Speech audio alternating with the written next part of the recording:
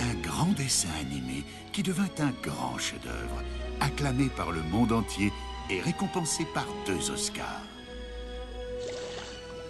Du bois de première offre. Et ce précieux chef-d'œuvre est enfin disponible en vidéo. C'est Pinocchio de Walt Disney. Je me tiens bien. Bonjour à tous, nous sommes le 17 décembre, lundi 17 décembre. C'est lundi, je sais c'est compliqué mais c'est la dernière semaine avant les vacances, en tout cas pour ceux qui sont encore à l'école.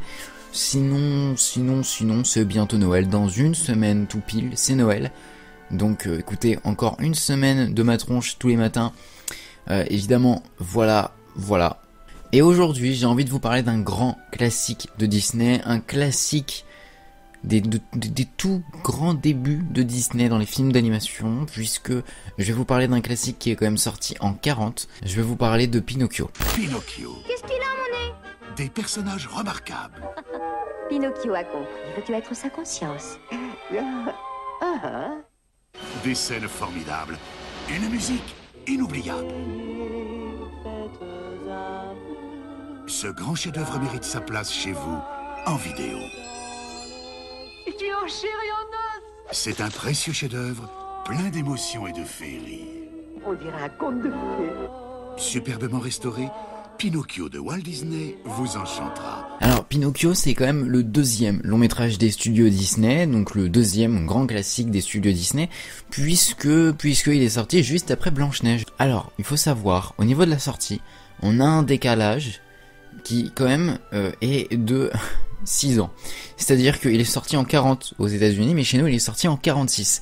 J'ai pas besoin de vous faire un cours d'histoire, mais entre-temps, il y avait la Seconde Guerre mondiale, les gens allaient pas trop au cinéma.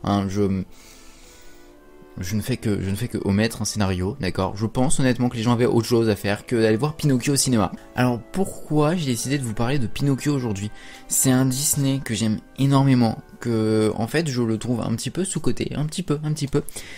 Déjà c'est un Disney qui malheureusement a pas énormément fonctionné, justement à cause de la Seconde Guerre mondiale. Disons que les gens étaient occupés à faire autre chose que d'aller au cinéma, donc forcément ça a eu un impact sur le succès du film, mais aujourd'hui ça reste un grand classique. Ça reste un grand classique, qui plus est quand même de l'époque de Walt, des grands débuts de l'univers Disney, et je pense que c'est un des films vraiment très importants de l'univers Disney, donc c'est un film à pas zapper et je me devais vraiment de vous parler de ce film. À l'époque, la technique du film était assez incroyable. Aujourd'hui, ça peut nous paraître vieillot, etc. Mais à l'époque, l'animation était ouf.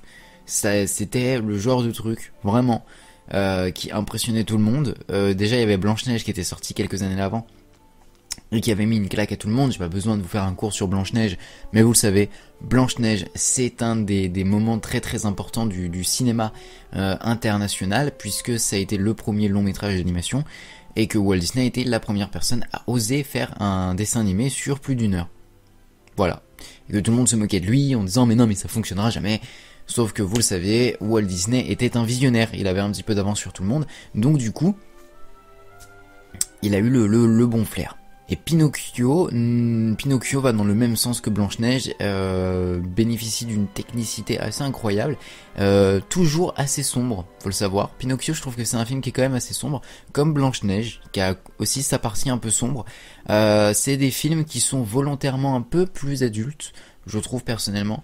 C'est des films qui sont un peu adultes volontairement, pour la simple et unique raison que Walt Disney voulait faire des films pour tout le monde. Voulait pas faire des films pour enfants, mais faire des films pour tout le monde.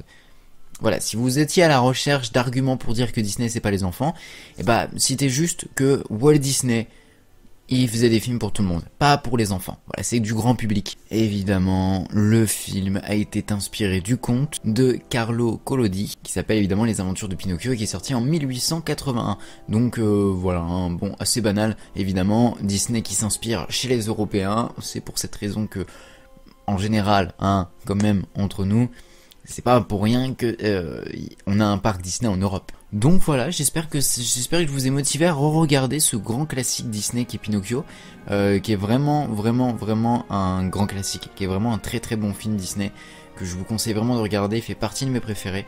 Et aujourd'hui, on est en 2018 et je m'en suis toujours pas lassé.